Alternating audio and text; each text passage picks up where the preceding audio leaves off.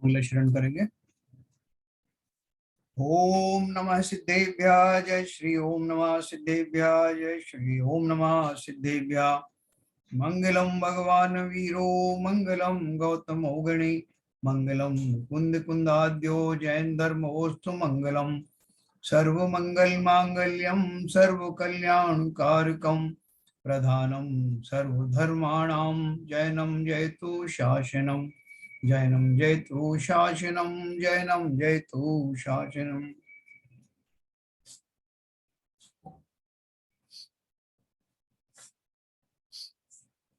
परमात्मा प्रकाश नाम का ग्रंथ जो योगेंद्र देव जी ने विशेष रूप से परमात्मा बनने के जो मार्ग पर कैसे चलें उसको भली प्रकार से प्रकाशित किया है, इसलिए ग्रंथ का नाम परमात्मा प्रकाश सार्थक है। इसके दूसरे अध्याय के हम लोगों ने 68 दोहे कल तक पढ़े। मैं आपको 68 दोहे का अंतिम से फिर से शुरू करूंगा तो फिर अपन आगे चलेंगे। एक से एक बढ़िया दोहा।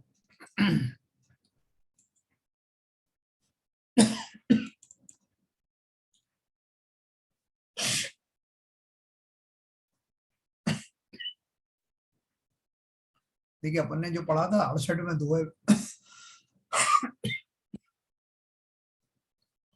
तो उसमें क्या लिखा था, जो आत्मा का निज स्वभाव है वही धर्म है ना। धर्म की कितनी बढ़िया परिभाषा है।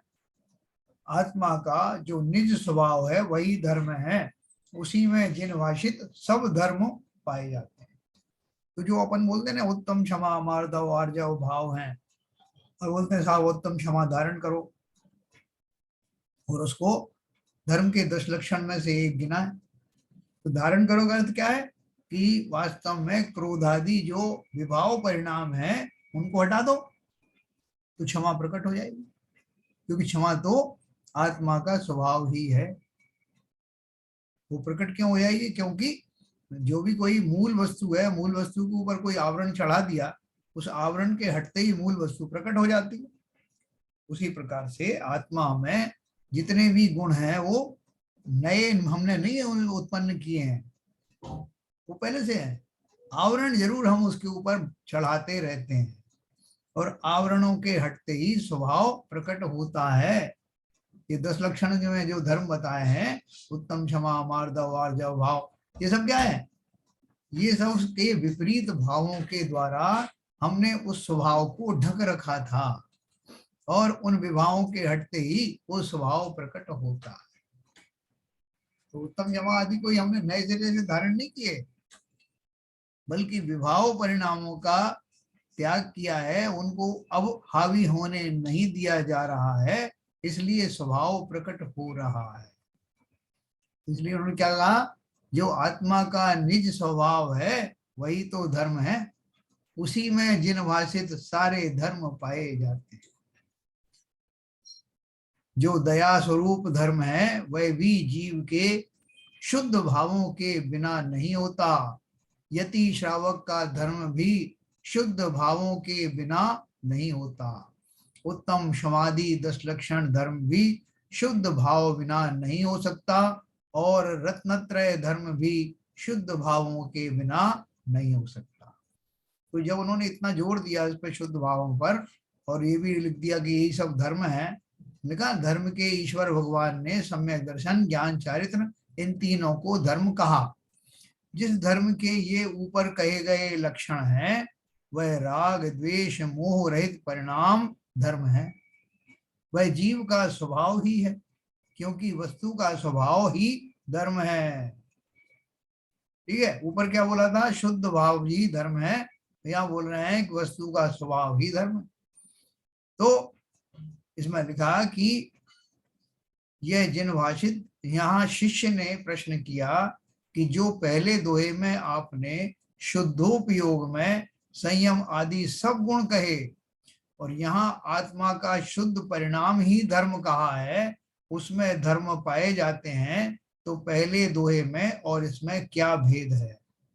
कल अपन ने बात पढ़ी थी ना, प्रभाकर भट्ट जी ने एक एक बारीकी पकड़ी कि आप पहले तो बोल रहे थे कि वो जो शुद्धोपयोग है वही धर्म है, फिर आपने ये बोल दिया कि उसी के अंदर में सारे संयम आदि सब आ जाते हैं और अब आप बोल रहे हो कि आत्मा का जो स्वभाव है वही धर्म है। तो असली कौन सी बात सही है? वो अलग अलग बात क्यों कही गई? तो उन्होंने क्या जवाब दिया, देखो उसका समाधान है, पहले दोहे में तो शुद्धोपयोग को मुख्य कहा था और इस दोहे में धर्म को मुख्य कहा है।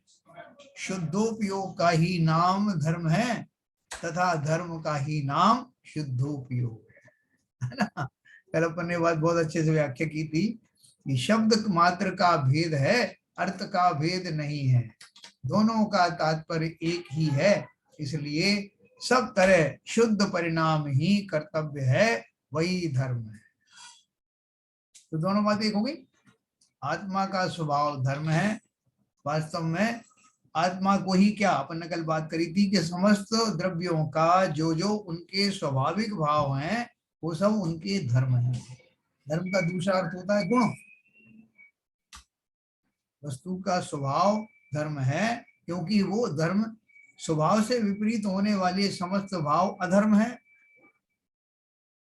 उद्गल में, उद्गल आदि जो है ना, जिनमें इस पर रूप रस गंध वर्ण आदि होते हैं, अगर किसी भी उद्गल के किसी भी वस्तु को उस जैसा पना उसका ना रहे, लकड़ी में लकड़ी पना नहीं रहे तो लकड़ी नष्ट हो जाएगी। तो लकड़ी कैसे रहेगी? उसमें अगर वो गुण जो लकड़ी में पाए जाते हैं वो गुण है, इसलिए तो वो लकड़ी कहलाई जाती, वो उसके स्वाभाविक गुण है, इसलिए वो उसका धर्म है। अपन ये समझ रहे जीव का धर्म जीव का ही हो सकता, बाकी नहीं। धर्म का अर्थ है गुण, स्वाभाविक गुण, वही तो धर्म। तो समस्त वस्तुओं के अपने अपने स्वाभाविक गुण हैं जिन्हें उनका धर्म कहा जाता है, उनका स्वरूप कहा जाता है, वस्तु स्वरूप है ना। वस्तु स्वरूप विचार खुशी से सब दुख संकट सहा करे। थोड़ा सा वस्तु स्वरूप पहचान लेंगे तो अपना दुख सुख जो है कैसे सहते रहेंगे। अरे जब वस्तु स्वरूप ही समझ लिया कि मैं आत्मा हूँ, शरीर आदि नहीं हूँ, जितने भी दुख संकट आदि आते हैं वो शरीर को ऊपर से ही आते हैं, शरीर के ऊपर ही घटित होते हैं, लेकिन मैं मूर्ख जो उसमें बैठा हुआ हूँ मैं उन्हें अपना मान लेता हूँ, क्योंकि शरीर को अपना माना है ना, इसलिए उसके ऊपर घटित होने वाले समस्त अनुकूल प्रतिकूल भावों को अपना मानता हूं। मेरा दुख का स्वरूप का भी कोई ठिकाना है क्या, दुख और सुख का? मैं तो शरीर पर होने वाली हर घटना को अपनी मान लेता हूँ। भवन से बहुत बहुत बार जो है कोई वो व्यापारी कहते हैं या कोई और लोग बाजार में कहते हैं, भाई साहब आप दिल पे क्यों लेते हो बात, हर चीज को दिल पे लेते हो। तो क्या करें भाई? नहीं दिल पे मत लो, इसको ऐसे ही जाने दो जैसा व्यवहार में होता, ऐसा ही है। शरीर पर होने वाली कोई भी घटना को दिल पे मत लेना।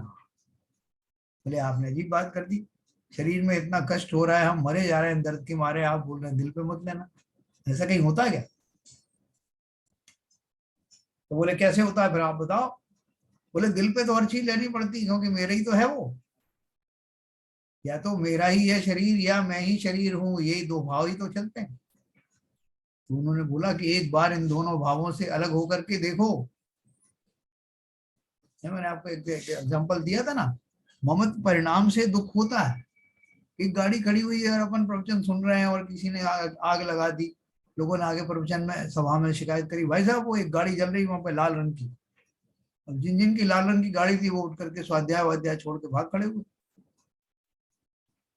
अरे साहब अरे भाई प्रवचन चल रहे हैं, बोले चलने दो साहब आप पढ़ लेना, बस हम जा रहे हैं, हमारी गाड़ी में आग लग गई। तो वहां पहुंचे देखा कि वो लाल गाड़ी हमारी नहीं किसी और की। तो सब लौट के आ गए। बोले भाई साहब क्या हुआ, आप तो अभी बहुत घबराए हुए थे। बोले हाँ हमने समझा हमारी गाड़ी जल रही लेकिन वो किसी और की जल रही। तो क्या हो गया, किस बात से वो आप दुखी हुए थे और किस बात से आपका जो दुख समाप्त हो गया? मात्र अपनेपन की भावना के कारण, उस वस्तु में होने वाले ममत्व के कारण ही तो दुख हुआ, वरना कितनी कारें जलती रहती, हमें क्या लेना था। ऐसे ही ज्ञानियों को तो शरीर में होने वाली समस्त अनुभूतियों से कुछ लेना देना नहीं। ये खाली मिथ्या कल्पना नहीं है, लोगों ने करके दिखाया है। जितने लोगों के ऊपर उपसर्ग हुए, उन साधुओं की कथाएं हम पढ़ते हैं ना, तीर्थंकरों की कथाएं पढ़ते हैं, तो घटित तो अवश्य हुई, लेकिन उनका चिंतन कुछ अलग ही था। स्वभाव में बने रहे, वस्तु स्वरूप का उन्हें ज्ञान हुआ। वस्तु स्वरूप क्या है कि मैं तो जीव द्रव्य हूं, जिस पर कोई उपसर्ग कभी होता नहीं है, ऐसा विश्वास। वो तो केवल ज्ञानी को भी मानते नहीं, जबकि लिखा है साहब कि केवल ज्ञानी के शरीर पर किसी तरह का कोई उपसर्ग पहुंचता नहीं। लेकिन हमें तो उस पर विश्वास नहीं होता। वो जो जो पद्मावती और जो धर्मेंद्र थे, उनको इतना भाव आया कि अरे हमारे ऊपर जिनने उपकार किया है उनके ऊपर ऐसा उपसर्ग होगा, उनके शरीर पर कुछ नहीं होने दूंगे। इसके लिए उन्होंने नाग नागिन का वो फण बनाया और उनकी रक्षा के भाव से आगे डट गए। लेकिन अगर वो उनको सम्यक दर्शन होता तो ये जान लेते कि वैसे ही हम कुछ करें या ना करें, लेकिन केवल ज्ञानी के शरीर पर कोई उपसर्ग पहुंचता नहीं, कितनी पत्थर बरसा लो। लेकिन उन्हें अपने उपकार को ध्यान में रखते हुए जो कुछ भी उनके भाव आए, रक्षा के भाव उन्होंने किया, वो अलग बात है। तो मैं क्या कहना चाहता हूँ, न केवल केवल ज्ञानी के उनके शरीर की बात कर रहे हैं, हम तो बात कर रहे हैं कि जीव द्रव्य के ऊपर, आत्मा के ऊपर कोई उपसर्ग कभी हो नहीं सकता। आत्मा इतनी सूक्ष्म और परिपक्व है, इतनी योग्यता वाली है कि उसको ना काटा जा सकता है, ना मारा जा सकता है, किसी तरह की कोई प्रताड़ना आत्मा को दी नहीं जा सकती। तो फिर निष्फिक्र रहो ना, जो हमारा है ही नहीं और जिसके ऊपर जिसके परिणमन हमारे हाथ में नहीं है, उसका जो जैसा होना है होगा, हम उसमें क्यों चिंता करें। ऐसा भाव आ जाना ही वस्तु स्वरूप का ज्ञान होना है। और जिसने वस्तु स्वरूप को जान लिया, फिर उसे सुख ही सुख है। वस्तु स्वरूप विचार खुशी से सब दुख संकट सहा करे। फिर तो दुख सुख रहा ही नहीं ना, सहने की तो बात ही क्या। लेकिन हाँ, प्रारंभिक भूमिकाओं में जब ये जीव वेद विज्ञान पूर्वक इस तरह का अभ्यास करने लगता है, तब उसको पूर्व में जिन्हें वो सुख दुख मानता था, अब उसको वो सुख दुख जैसे लगते नहीं। ये फर्क पड़ गया। तो इसलिए उन्होंने लिखा, सब तरह से शुद्ध परिणाम ही कर्तव्य है, वही धर्म है। आगे शुद्ध भाव ही मोक्ष का मार्ग है, ऐसा दिखलाते हैं, है ना। ये अपन पढ़ेंगे 69 नंबर का दोहा है, थोड़ा पढ़ा था। हाँ 69। सिद्धि केरा पंथना भाव विशुद्ध एक, जो तसु भाव है मुनि चलई, सो किम होई विमुक्को। विमुक्को है ना, विमुक्त। क्या दिया इसका अर्थ देखें 69 में, आगे शुद्ध भाव ही मोक्ष का मार्ग है, ऐसा दिखलाते हैं। मुक्ति का मार्ग एक शुद्ध भाव ही है। मुक्ति का मार्ग कौन सा है? एक शुद्ध भाव। जो मुनि उस शुद्ध भाव से चलायमान हो जावे, तो वह कैसे मुक्त हो सकता है? हमारे पास एक साधन है, मुक्ति के मार्ग पर हमें मिला हुआ है, और हम उस पर से हट जाएं तो कैसे मुक्त हो जाएंगे? किसी प्रकार नहीं हो सकता। भावार्थ है, जो समस्त शुभाशुभ संकल्प विकल्पों से रहित जीव का शुद्ध भाव है, वही निश्चय रत्नत्रय स्वरूप मोक्ष का मार्ग है। यानी अपन को समझने में कोई दिक्कत नहीं हो रही। अब क्यों नहीं हो रही? वो बोल रहे हैं कि अभी हम बहुत दिन से ढूंढ रहे थे कि वो आप जो रत्नत्रय की बात करते हो, तीन रत्न की बात करते हो, धर्म के जो तीनों की एकता की बात करते हो, वो रत्नत्रय क्या है? निश्चय रत्नत्रय क्या है? आप बोलते हो सम्यक दर्शन ज्ञान चारित्र है, मोक्ष मार्ग है जो, तो मोक्ष मार्ग कैसे हो? और हमको तो रत्नत्रय ही समझ में नहीं आ रहे। तो देखो उन्होंने क्या बताया, रत्नत्रय किसे कहते हैं, तो बोला शुभ समस्त शुभ अशुभ संकल्प विकल्पों से रहित जीव का जो शुद्ध भाव है वही तो निश्चय रत्नत्रय स्वरूप मोक्ष का मार्ग है। परिभाषा में हमको मुश्किल लग रही थी ना, परिभाषा बहुत सिंपल परिभाषा है। जो मुनि शुद्धात्म परिणाम से च्युत हो जावे वह किस तरह मोक्ष को पा सकता है, नहीं पा सकता। मोक्ष का मार्ग एक शुद्ध भाव ही है, इसलिए मोक्ष के इच्छुक को वही भाव हमेशा करना चाहिए। वो रॉकेट चलाते हैं ना लोग, वैज्ञानिक लोग, तो रॉकेट क्या करते हैं, रॉकेट के ऊपर में एक उनकी जो है वो प्रयोगशाला या विमान जैसा कुछ होता है, व्हीकल होता है। तो वो रॉकेट इसलिए उसका प्रयोग किया जाता है कि वो उतनी ऊंचाई तक उतनी गति से उसको ले जाती। अगर वो रॉकेट ही बंद हो जाए, फेल हो जाए, तो उस व्हीकल को उधर अंतरिक्ष में स्थापित कौन करेगा। तो उसी तरह से ये जो हमारा शुद्ध भाव रॉकेट है जो हमें स्थापित करने वाला है धर्म में, रत्नत्रय में जो स्थापित करने वाला जो भाव है, अगर वो भाव ही चला गया तो हम कैसे धर्म में स्थापित होंगे। तो मुनियों के लिए लिखा हमने, जो मुनि शुद्धात्म परिणाम से च्युत हो जावे, वो कोई मुनि इसी में लगा रहे सारा कि मुझे तो ये मंदिर बनवाना है या मंदिर का जो है ये करवाना है, जीर्णोद्धार करवाना है और पंचकल्याणक कराने हैं और बहुत सारे करना है, यहाँ की जनता से थोड़ा पैसा धन इकट्ठा करके इनको समझाना है कि कैसे इसका उपयोग करना है। इसमें अगर हम पड़ गए तो हमने एक तरह का राग छोड़ा और दूसरे तरह के राग को अपना लिया। हम कब वीतराग बनेंगे, और हम उस कर्तव्य बोध से दब गए कि मैंने ये किया, मैंने वो किया, उनसे ये कराया, उनसे वो करा, तो मेरे ये शुद्ध भाव हुए क्या।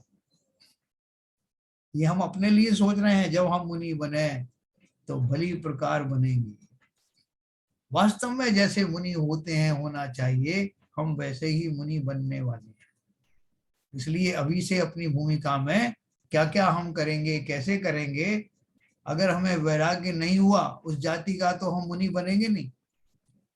हम श्रावक के जो उत्कृष्ट संयम आदि हैं उनको धारण करके संतुष्ट होंगे और फिर आगे चेष्टा करते रहेंगे कि मुनि योग्य मेरे भाव बने। लेकिन मुनि के भाव धारण कर, मुनि का पद धारण करके और भाव बने मेरे श्रावक के या गृहस्थ के, तो सर्वथा अनुचित है। वहां शुभ भाव भी नहीं चलेंगे।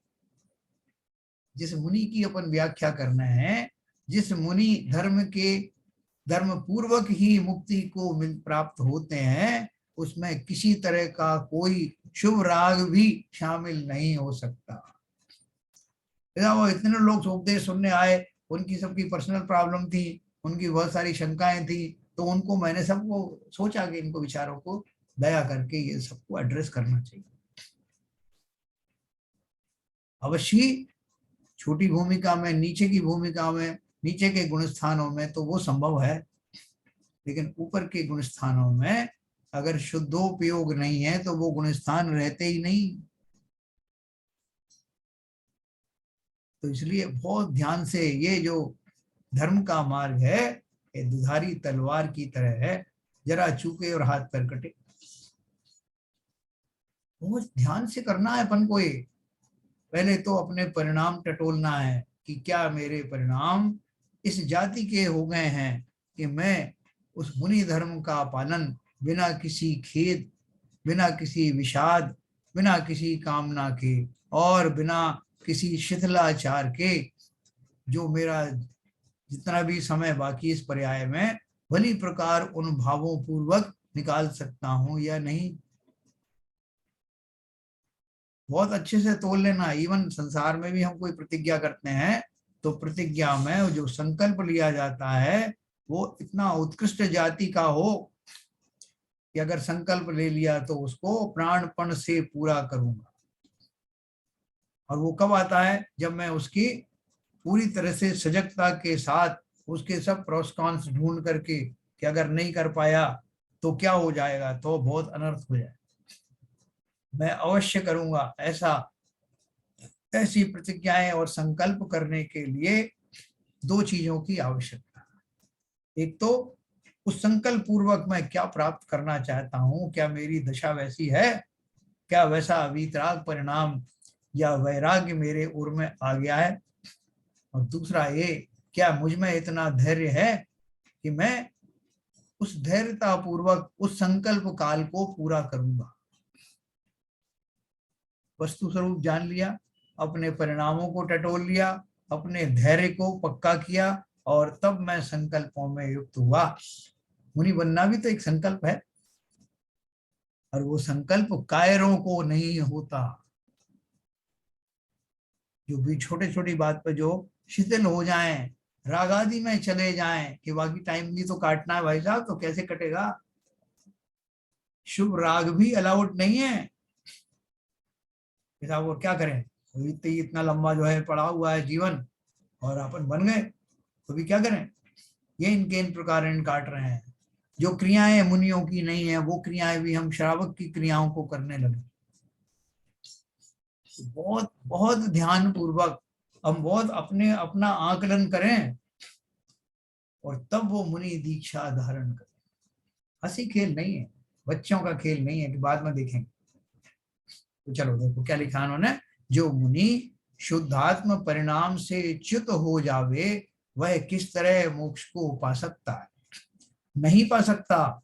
मोक्ष का मार्ग एक शुद्ध भाव ही है, इसलिए मोक्ष के इच्छुक को वही भाव हमेशा करना चाहिए।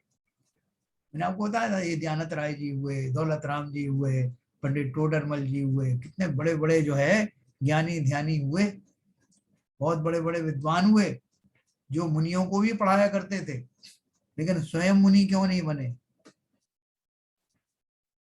तो उन्होंने कहा हमारे वो अपने परिणाम जब हमने टटोले, तो वैसे वीतरागी परिणाम बने नहीं थे, जिनमें बिना किसी कंटक के, बिना किसी डगमगाहट के हम उस निश्चय मुनि धर्म का पालन कर पाते।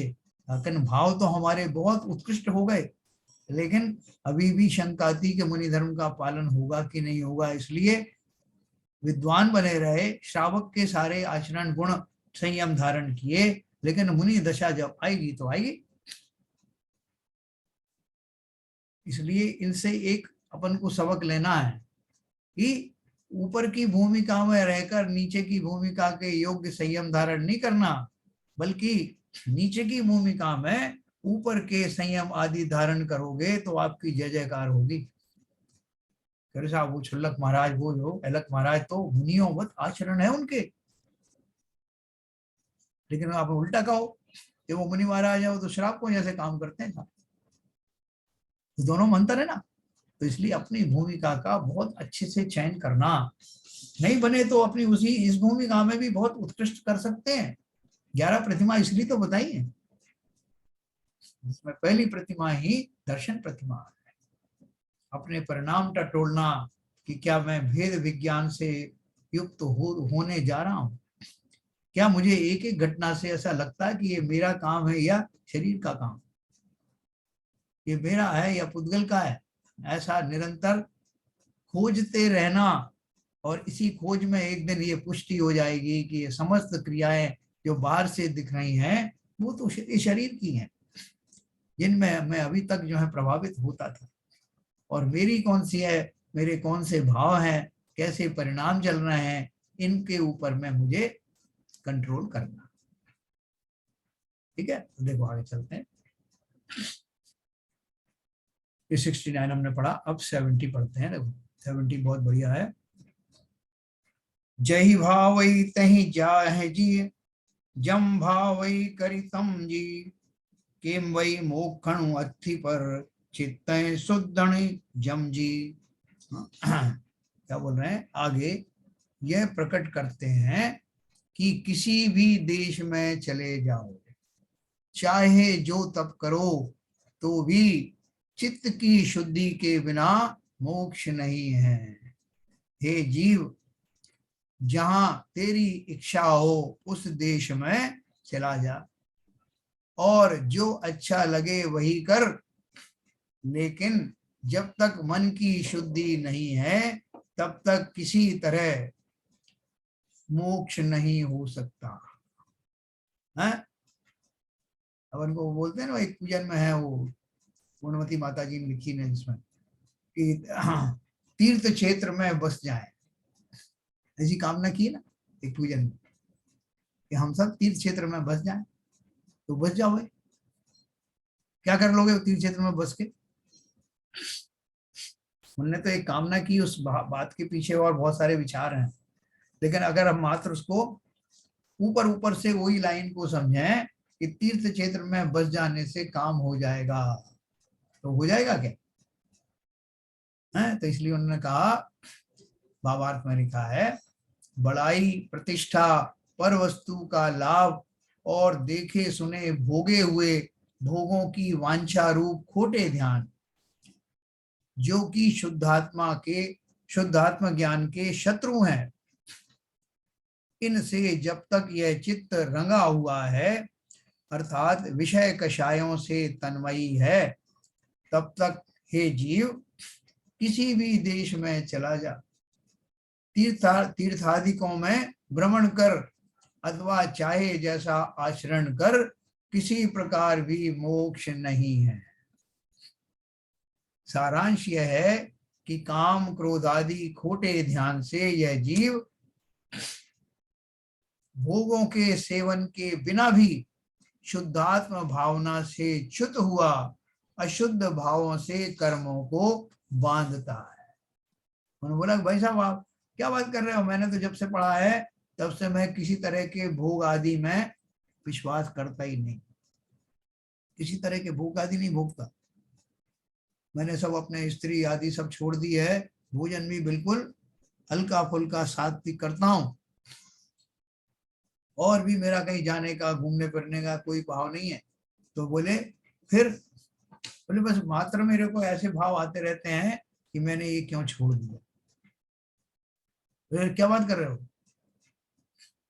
बोले हाँ आते हैं तो आते हैं भाई साहब, लेकिन मैं फिर भी जो है कोई भोग आदि में बिल्कुल रुचि नहीं रखता।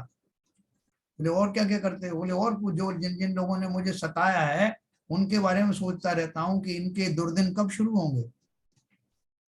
बोले क्या क्या बात कर रहे हो आप? बोले बात ही तो कर रहा हूँ, मैं कर थोड़ी रहा हूँ, ना मैं उनको कोई सता रहा हूँ ना मैं कोई भोग आदि भोग रहा हूँ, बस खाली ये सोच रहा हूँ कि काश इनका बुरा हो जाता और काश मुझे वो सब भोग आदि मिल जाते और मैं छोड़ता नहीं। ये सब बात आती रहती है भाई साहब, लेकिन करता नहीं हूँ मैं, बिल्कुल एक भी काम नहीं किया।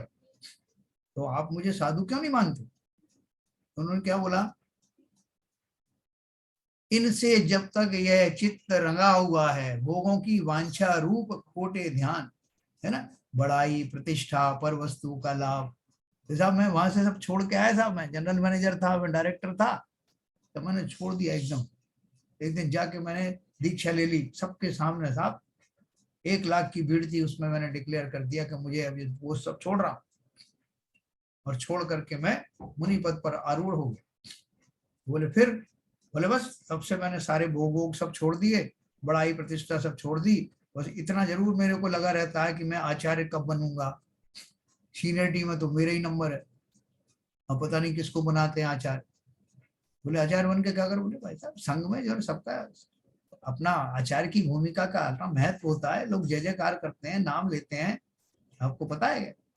बोले वो पद तो आपने छोड़ दिया, वहां बड़ाई बड़ाई, बोले वो छोड़ दिया क्योंकि यहाँ ये उससे भी बड़ा पद है, यहाँ बड़े बड़े राजा भी आकर के शीश झुकाते हैं। तो ये मैंने धारण किया और विषय भोग आदि जो अब छोड़ दिए, तो अब क्या करें, मजबूरी है, नहीं करता मैं उनका। तुमने क्या बताया, बड़ाई प्रतिष्ठा पर वस्तु का लाभ और देखे सुने भोगे हुए भोगों की वांछा रूप खोटे ध्यान, जो कि शुद्धात्म ज्ञान के शत्रु हैं, इनसे जब तक यह चित्त रंगा हुआ है अर्थात विषय विषय कषायों से तन्मयी है, तब तक हे जीव किसी देश में चला जा, तीर्थादिकों में भ्रमण कर अथवा चाहे जैसा आचरण कर, किसी प्रकार मोक्ष नहीं है।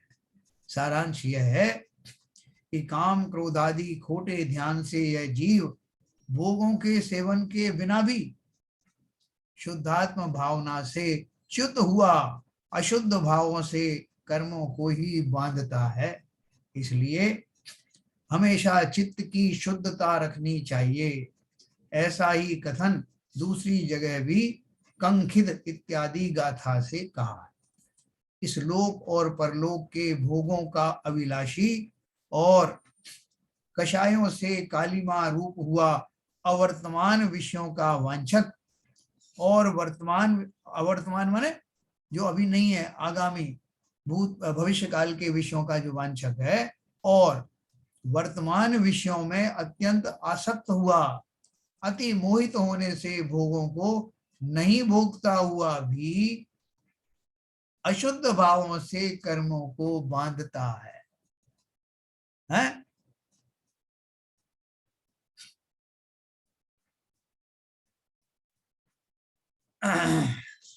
भोग अगर नहीं भी भोग रहे हैं लेकिन मन में ऐसी वांछाएं चल रही हैं, आकांक्षाएं चल रही हैं, तो कर्म ही बंध रहे हैं। आगे देखो इन्होंने एक चीज और बढ़िया अभी व्यवहार की बात बताएंगे आपको एक दोहे में, जो हम और आप सब करते हैं। देखो 71 नंबर का दोहा।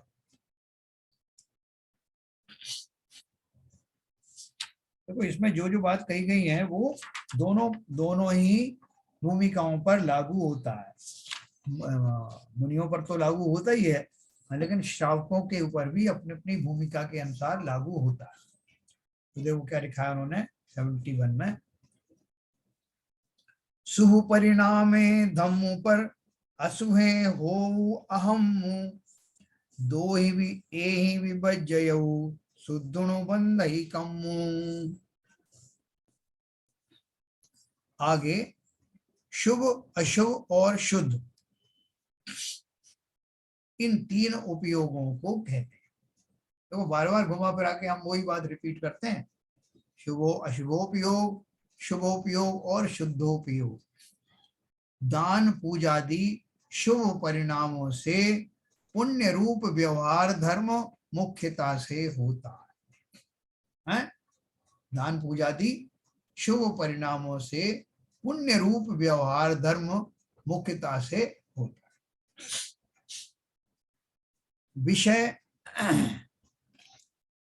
विषय कषाय आदि अशुभ परिणामों से पाप होता है, और इन दोनों से रहित यानी शुभ और अशुभ से रहित, मिथ्यात्व रागादि रहित शुद्ध परिणाम अथवा परिणामधारी पुरुष ज्ञानावरणादि कर्म को नहीं बांधता। शुभ और अशुभ के से बियॉन्ड, उससे आगे की भूमिका, अर्थात कौन से भाव रखे? मिथ्यात्व रागादि रहित शुद्ध परिणाम, है ना। और ऐसा जो व्यक्ति है जिसके ऐसे भाव हैं, उसको ये आठवां ही कर्म बंधते नहीं। और मुख्य रूप से तो वो जो घातिया कर्म है वो नहीं बनते।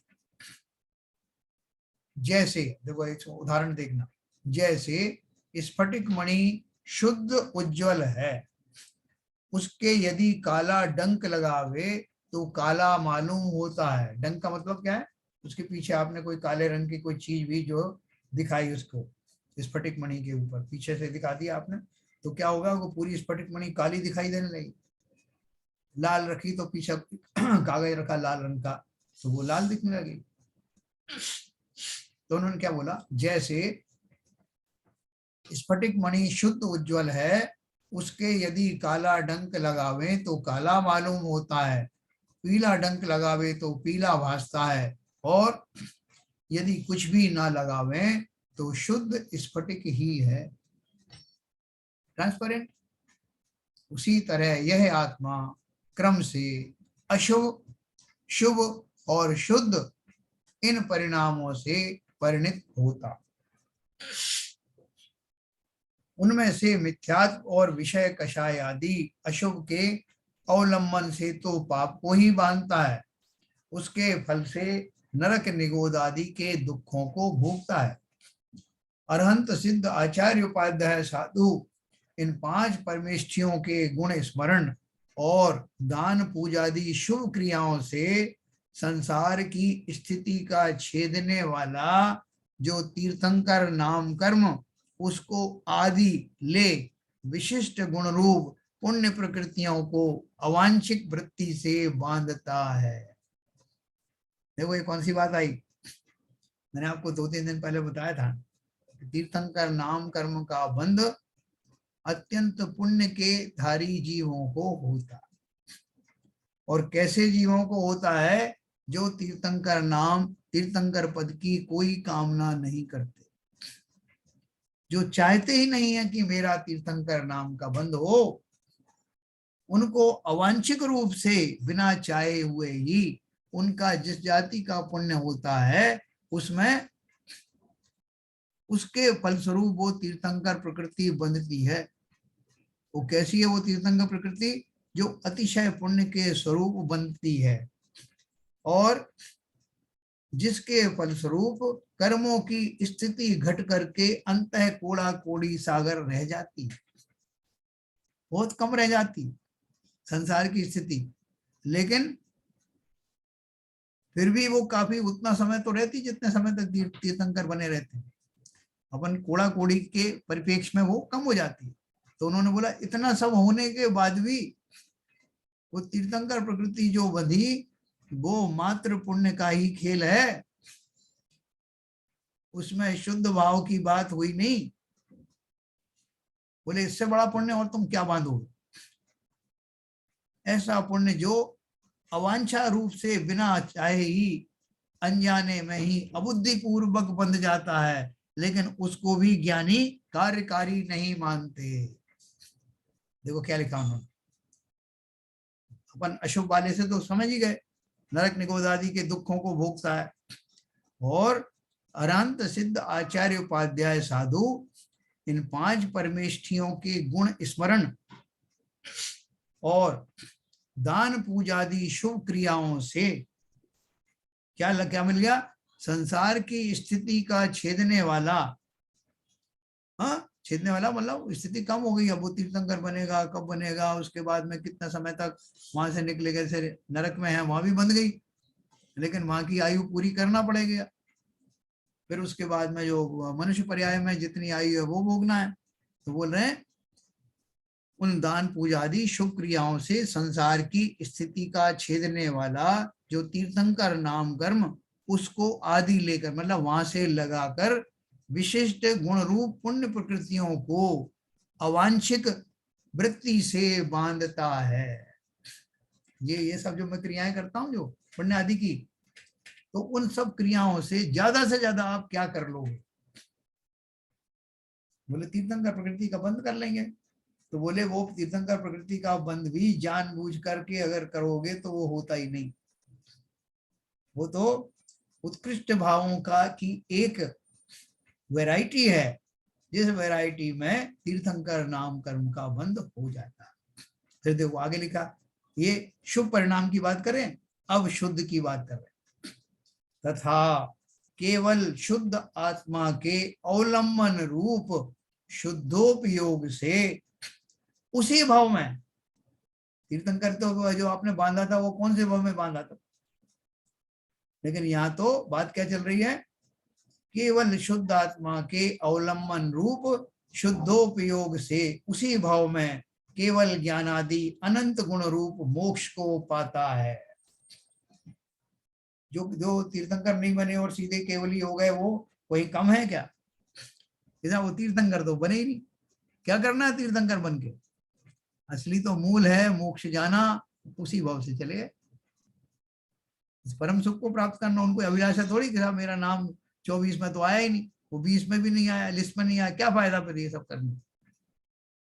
ऐसे भाव नहीं आते, बल्कि जिन्हें और जल्दी मोक्ष हो गया, जल्दी संसार से छूट गए। तो ये उसी भाव में केवल ज्ञान आदि अनंत गुण रूप मोक्ष को पाता है। इन 3 प्रकार के उपयोगों में सर्वथा उपादेय तो शुद्धोपयोग ही है, अन्य नहीं है। और शुभ अशुभ इन दोनों में से अशुभ तो सब प्रकार से निषिद्ध है, नरक निगोदों का कारण है, किसी तरह उपादेय नहीं है, हे है, तथा शुभोपयोग प्रथम अवस्था में उपादेय है। और परम अवस्था में उपादेय नहीं है, हे है।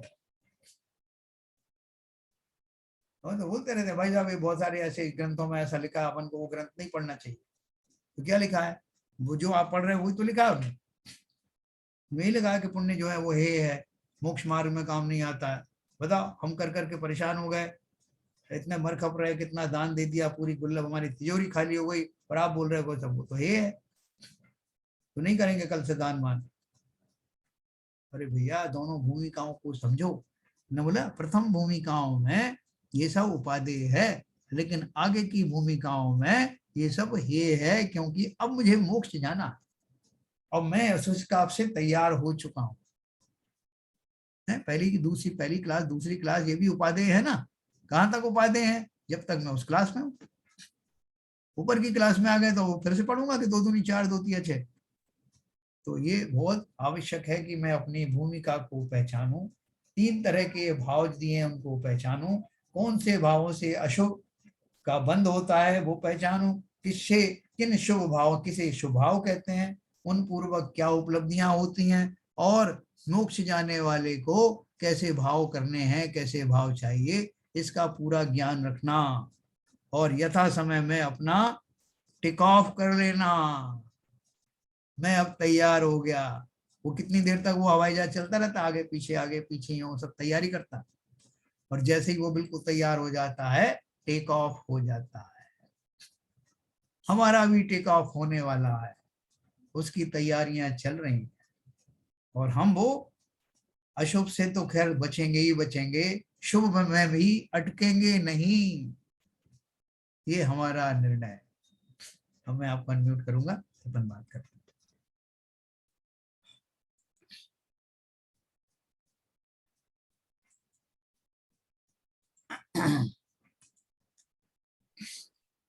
जैन साहब, जी ये 69 में हाँ आपने बताया कि मुनि अगर उपदेश देते हैं 7वें गुण स्थान में या 6ठे में ऊपर, तो वो मतलब ठीक नहीं माना है। नहीं, देखो 6ठे गुण स्थान में 7वें गुण स्थान वर्ती जो मुनिराज हैं, जब वो जी 6ठे गुण स्थान में आते हैं, हर एक अंतर्मुहूर्त में 6ठे में जाते हैं, फिर दूसरे अंतर्मुहूर्त में 7 में जाते हैं। हाँ तो वो जो है उनकी स्वाभाविक वृत्ति होने के कारण ऐसे भाव आते हैं। हाँ लेकिन कोई जानबूझ करके वो मुनि तो बन गया, वास्तव में क्या 6ठा 7वां गुण स्थान जोड़े से ही होता है। क्या है वो तो। लेकिन क्या है कि कोई जो मुनि बन गया, और उसकी मुनि बनने की दशा में भी, अपन कहते तो यही है कि मुनि बनते ही 7वां गुण स्थान आता है, लेकिन उसके योग्य भाव आना चाहिए ना, तभी तो गुण हाँ, स्थान है। वैसे भाव आए नहीं आपके, तो नहीं वो मैं क्या कर रहे हैं, थ्रू आउट यही भाव आते हैं कि मैं लोगों के बीच में रहूं, उनकी शंकाएं समाधान करूं, उनके पूछूं उनको क्या प्रॉब्लम्स हैं, उनकी जो है दिक्कतें दूर करूं, मंदिर कैसे बनना है मंदिर के बारे में बताता रहूं, पंच कल्याण को मैं लगा रहा हूं, उलझा रहा हूं। तो अपने जो स्वाभाविक जो चिंतन है, शुद्ध स्वरूप वाला जो चिंतन है, वो कब करेंगे? नहीं मैं इसको इस परिपेक्ष में पूछा जी कि जब तीर्थंकर भगवान का समुसरण लगता है तो वहाँ सारे शंका समाधान होते हैं। हाँ हाँ बराबर। तब उसी स्थिति में जब वितरागी हो गए, हाँ उस समय अगर ये शंका समाधान हो रहे हैं, हाँ दिव्य वाणी खेल रही है, उससे शंका समाधान हो रहे हैं, हाँ तो अगर इस मुनि अवस्था में अगर शंका समाधान, मैं अपना क्वेश्चन केवल लिमिटेड शंका समाधान तक करता हूँ, हाँ पंचकल्याणक और ये जो मंदिर कैसा बनेगा क्या बनेगा उसके बारे में बात नहीं करता। हाँ केवल शास्त्रों का उपदेश देकर लोगों की शंकाएं दूर करना, उससे कंपेयर कर रहा हूँ। तो उस बारे में आप किस तरह हाँ। से? देखो ऐसा है, मतलब आपकी बात बिल्कुल सही है, मैं समझ गया आपकी बात। देखो एक होता है कि विचार पूर्वक, वांछा पूर्वक, मतलब भाव तो आपके क्या चल रहे हैं ये तो केवल ज्ञानी जानता है। जी एक भाव तो ऐसे हैं जैसे आप कह रहे हो कि सहज में ही मैं मुनि दशा में था हूं, और बीच में कोई धार्मिक जन आए और उनको कुछ शंकाएं ऐसी हुई तत्व के संबंध में, बहुत ये सांसारिक चीजों की तो वो जनरली वो अवॉइड ही करते हैं, किसी तरह की शंकाएं निवारण करना। जी जी, वो तो धार्मिक। आपको तात्विक कोई शंकाएं हैं, तत्व संबंधी कोई वो हैं, तो उसमें वो अवश्य ही मदद करते हैं। क्योंकि उनका भाव ये नहीं कि मुझे उत्कृष्ट दिखना है या लोगों के बीच में पॉपुलैरिटी गेन करना है, ऐसे भाव नहीं है। ये बुआ सही है। देखिए, अगर मोक्ष मार्ग पे चलना है तो देशना भी लेना श्रावक को जरूरी है। हाँ, तो देशना क्या लें अपन? ये थोड़ी लेंगे साहब मेरे घर में सगाई होने नहीं, वाली है कि महाराज देश, इसको क्या दे दूं। देखिए जो श्रावक मुक्ति के मार्ग पर बढ़ चुका है जी। तो वो देशना उसी मार्ग की लेगा। हाँ। उस बाकी जो सांसारिक चीजों से निर्वृत्त होने के लिए क्या क्या उसे करना चाहिए, उसमें क्या क्या उसको कठिनाइयां आ रही हैं, उसमें क्या क्या उसकी शंकाएं हैं, अगर ऐसा करेगा तो ये कैसा रहेगा, तो ये शंका निवारण तो देशना के लिए मुनि के पास ही जाना है। बिल्कुल। अगर जो तो, तत्व संबंधी कोई आपको धार्मिक संबंधी कोई बातचीत करनी तो अवश्य, तो उसमें कोई दोष नहीं। उसमें कोई दोष नहीं है, जी क्योंकि हाँ। वो जो है हमारे आयतन में आते हैं ना, हमारे गुरु हैं, आयतन है, हाँ, करके दिखाया उन्होंने, इसी उसमें वजह कोई से, हर्ज नहीं है। लेकिन इसी अगर वजह मैं उनसे ये पूछूं कि साहब हमारे दो भाई हैं, अब एक की तो शादी हो गई, अब दूसरे की कब कर दें महाराज, तो नहीं नहीं, उससे क्या लाभ होगा, और वो भी उस तरह का आपको सलाह है, तो वो निंदनीय है। वो तो निंदनीय है। वो कोई जाके बिजनेस के बारे में पूछे कि मैं हाँ। ये करना चाहता हूँ महाराज जी, आप आशीर्वाद दे दीजिए, हाँ, देखो आप क्या। पहले भी हाँ पुराने जमाने में प्रथमान योग की कहानी चलती ना, कि लोगों ने जाके अपने पूर्व भावों के बारे में पूछा हाँ। कि ये जो मेरी बेटी है दुर्गंधा क्यों है, इसको, इस शरीर में से दुर्गंध क्यों आती है, तो उन अवधि ज्ञानी मुनिराज ने उसको सब भाव देख करके उसको बताया कि क्यों आती है, और उसका पर्पज ये था कि ये इसको अपने भावों के परिणामों को शुद्ध करने का मौका मिले। यस, मेरा क्वेश्चन इसी से लिमिटेड था। आपका बात बहुत सही है, 100% सही है। इसमें देखो एक थोड़ा सा रूप और है। एक तो जी, जो तीर्थंकर जो उपदेश देते हैं, उनकी जो देशना चलती है, उनमें तो किसी भी प्रकार का राग आने की संभावना है नहीं। सवाल सवाल ही नहीं, सवाल। यहाँ तो फिर भी संभावना हो सकती है, क्योंकि मुनि जो बने हैं अभी वो पूर्ण वीतरागी तो हुए नहीं, नहीं, वो तो बात सही है। है ना, तो उस समय कभी थोड़ा बहुत भाव है भी आ सकता है कि ये जो जीव है, जो ये मेरे पूर्व भाव का पिता है, अब इसको भी कोई परेशानी आ रही तो उसको मैं अच्छे से हैंडल करूं, ऐसे सूक्ष्म भाव आ जाते हैं। लेकिन वहां तो जो उनकी नेचुरल वे में जो दिव्य ध्वनि फिरती है, वहां तो उन वीतरागी संतों को इस तरह के कोई भाव आते नहीं, और नहीं नहीं, उसको वो देशना तो मैं कहते हैं। समझता हूँ। मैं तो इसको सिमिली के लिए एक हाँ, एग्जाम्पल दिया नहीं नहीं, था। बताया आप, बिल्कुल सही कहा। तो तीर्थंकरों को तो अपन ने यहाँ अलग कर दिया, और मुनियों में भी अपन ने जो एक बात विशेष रूप से कर दी कि अगर धर्म से संबंधित, तत्व से संबंधित, सिद्धांत से संबंधित कोई प्रश्न हो तो वो मुनि उसको हैंडल करते हैं, उनके सिवा पर कौन करेगा। नहीं, वो तो कहा भी है ना कि आपको देशना के लिए तो मुनि के पास ही जाना पड़ेगा, तभी जाके आपको केवल ज्ञान होगा। तो हम भी उनका दुरुपयोग ना करें, जो यस। संसारिक वस्तुएं हैं उनके बारे में ना जानना चाहें, यस। और ना ही वो इस तरह का अपना डेविएशन करें। यस, दोनों तरफ से लागू। दोनों तरफ से, क्योंकि उसके पहले देखो ऐसा है कि हर एक चीज आप उन्हीं से पूछो, जो उतना बड़ा जो कोई वो प्रतिष्ठित व्यक्ति है, आप उससे पूछने थोड़ी जाओगे कि भाई साहब वो मेरे को मुहूर्त निकालना है लड़की का, तो आप वो छोटे मोटे पंडित क्या, मैं सीधे महाराज से ही पूछता हूँ ना। तो जो काम जहां जिससे चलता है वो वहीं रखना, जहां काम आवे सोई कहा करे तलवार। यस, तो इसलिए मुनियों को भी अपने साधना से हटाना और इन चीजों में उलझाना, ये हमारे लिए भी दोषपूर्ण है। यही बात हमारी भी जिम्मेदारी मैं बनती फिर बिल्कुल इसी बात जिम्मेदारी। को कहना था सर। जी। जैसा आपने कहा है कि जब तत्व की शंका ही सही, लेकिन फिर भी जब आपसे इंटरेक्ट करते हैं, संसारी जीवों से मुनि इंटरेक्ट करते हैं, हाँ।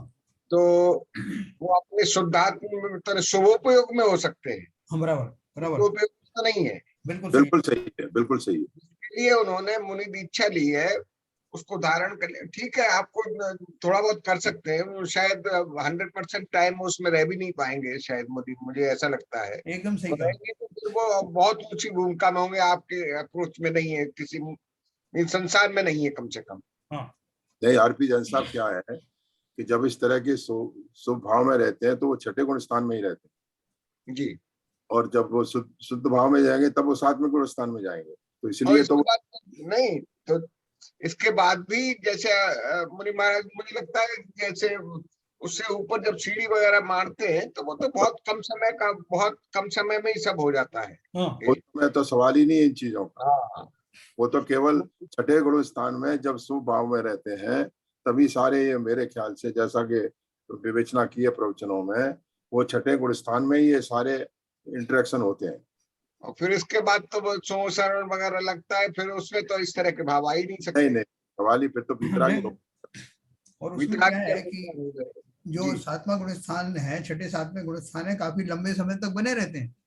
हाँ बिल्कुल बाकी सही के है। जो जो श्रेणी आरोहण का, जैसे हरभजन साहब बोल रहे हैं, वो तो एक अंतर मुहूर्त का खेल होता कैसे एक अंतर्मुख का खेल है ना। होता तो है। उसके पहले जो सप्तम और छठवां गुण स्थान चलता रहता है, उसमें ही उनको इस तरह के भाव आते हैं। जैसे अभी कुंद कुंदाचार्य या जितने भी आचार्य उन्होंने जो ग्रंथ लिखे, तो देख सुनो कैसे लिखे। ग्रंथ लिखने का भाव आया उस समय वो छठवें गुण स्थान में थे। उन्होंने कुछ प्रक्रियाएं वगैरह लिखी और थोड़ा बहुत करना शुरू किया। इस बीच में उनके भाव शुद्ध भाव बढ़ने लग गए, तो वहां पे ग्रंथ से दृष्टि हट करके आत्मा में स्थापित हो गए। और एक अंतर्मूल बात, वो फिर जो जहां छोड़ा था वहां से फिर जो शुरू कर दिया। तो ऐसे उनके भाव जो होते हैं केवल ज्ञान गम्य होते हैं, और वो उनके भाव में दोनों तरह की चीजें चलती हैं। लेकिन उसका डेविएशन इतना ज्यादा नहीं होता कि छठे गुण स्थान में आ गए तो वो संसारी बन गए।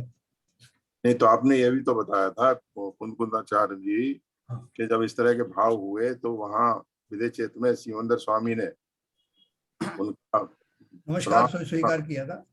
स्वीकार किया, फिर उनको बुलवाया वहां से। हाँ तभी तो वो गए थे विदेश क्षेत्र में होके आए हाँ थे। बिल्कुल। तो वो उनका जो दशा थी, वो छठवें गुण स्थान को अपन मामूली समझना है। छठा यस। गुण स्थान संसारी अवस्था का नहीं है।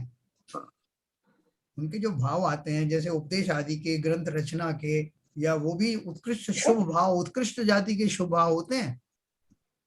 वो संसारी दशा के नहीं होता कि उस बीच में वो उनको संसारी जैसा बिहेव करने लगते, नहीं। वो खाली जो प्रवृत्ति रूप संयम है वो छठे गुण स्थान में चलता है। और सातवें गुण स्थान ऑनवर्ड्स वो निवृत्ति रूप होता है, जिसमें क्रिया करने का कोई भाव होता नहीं, सहज में ही वो उत्कृष्ट भाव बने रहते। बहुत बढ़िया, बहुत बहुत बढ़िया सर। ऐसे तो गाथाएं बहुत बहुत ही स्पष्ट रूप से इन्होंने समझाई है। जी। बहुत अच्छा है सर। नहीं जैसे ना शुभ उपयोग शुद्ध उपयोग वगैरह जो है, थोड़ी सी परिभाषाएं भी दी, उनका थोड़ा डिस्क्रिप्शन भी है, बहुत ही अच्छी तरह से समझाया है। फिर अब उसमें हाँ। आपकी विवेचना और हो गई तो बिल्कुल क्लैरिटी बढ़ जाती है उससे। बढ़िया। वैसे ये विवेचना में प्रैक्टिकल एस्पेक्ट आ जाता है, और एक प्रैक्टिकल उससे कोई चीज की विवेचना होती है तो बहुत अच्छा लगता है। वैसे भी यहाँ पर जो आगम्य व्यवस्था जो विवेचना हो रही है, वो सच्चे मुनि दशा की हो रही है। लेकिन आज तो अभी जो हम मुनियों को देख के यदि हम कोई धारणा बनाते हैं, तो वो तो दोष काल का दोष भी है उसमें। तो बहुत सारी चीजें जो अभी हैं वो चल रहा है उनके साथ में। काल तो दोष कहते हैं, काल दोष भी कहते हैं लोग। हाँ, तो बाकी जो आगम में लिखा उस हिसाब से तो वैसे ही होते हैं। और हमको कंपैरिजन करने का वो जैसे हम नहीं सोच रहे हैं, बाकी भाव नहीं आना चाहिए अपने को। वो तो बहुत गलत बात है। तो देखो अपन को क्या है, जैसे अपन संसार में कहते हैं ना कि prepare for the worst and hope for the best. Hope for the best. ऐसे ही अपन जिस मुनि धर्म की चर्चा कर रहे हैं, उस मुनि धर्म में जो उत्कृष्ट दशा है उसकी हमने चर्चा की। उत्कृष्ट मुनि दशा क्या होती है, शुद्ध भाव क्या होता है, वो अपन ने समझा। और वो मुनिराज शुद्ध अवस्था से शुभ भाव में भी आ जाते हैं, लेकिन वो शुभ भाव भी संसारी जाति का नहीं होता, उत्कृष्ट जाति का होता। तो हमें इन दोनों भावों में झूलना होता है। हमें तो अपनी तैयारी कर रहे हैं, कौन क्या कर रहा है हमें किसी से कोई कंपेयर नहीं कर रहा है। एक्चुअली वर्तमान अवस्था में क्या चल रहा है क्या नहीं है, इससे कुछ लेना देना नहीं है। लेकिन आइडियल आदर्श रूप से जो है मुनि की जो दशाएं होती है, शुद्ध उपयोग शुभ उपयोग वगैरह होते हैं, बस उसका अपन चिंतन कर रहे हैं। अपन किसी को सर्टिफिकेट देने के ना तो योग्य ना हमें देना है हम कि कौन कौन क्या होते? कर। हम कौन होते? हम तो अपनी जो दशा शास्त्रों के अनुसार जो उन्होंने बताया, जिसकी अपन ने व्याख्या समझी है कि उन भूमिकाओं में जब मैं होऊंगा तो मुझे क्या व्यवहार करना। सर्टिफिकेट देने की बात तो दूर रही, पहले खुद को ही सर्टिफिकेट दे लेना, दूसरों को बाद में दे। हम कितना आगे बढ़े हैं, अपने को रोज एक सर्टिफिकेट देना ना, कि अभी कल मेरे पास मेरा बी सर्टिफिकेट था, उससे पहले सी था, है अब ए कब मिलेगा। अभी तो माइनस में है सर, बिल्कुल। सी माइनस बी माइनस में है अभी तो। प्लस में आके बी से ऊपर जाना तो बहुत बड़ी बात है। तो देखो बहन जी से भी अपन पूछते हैं थोड़ा सा, बहन जी विवेचन करेंगी ये शुद्ध भाव छठवें सातवें गुण स्थान के बारे में, उनकी अच्छी पकड़ है। बहन जी थोड़ा बताइए।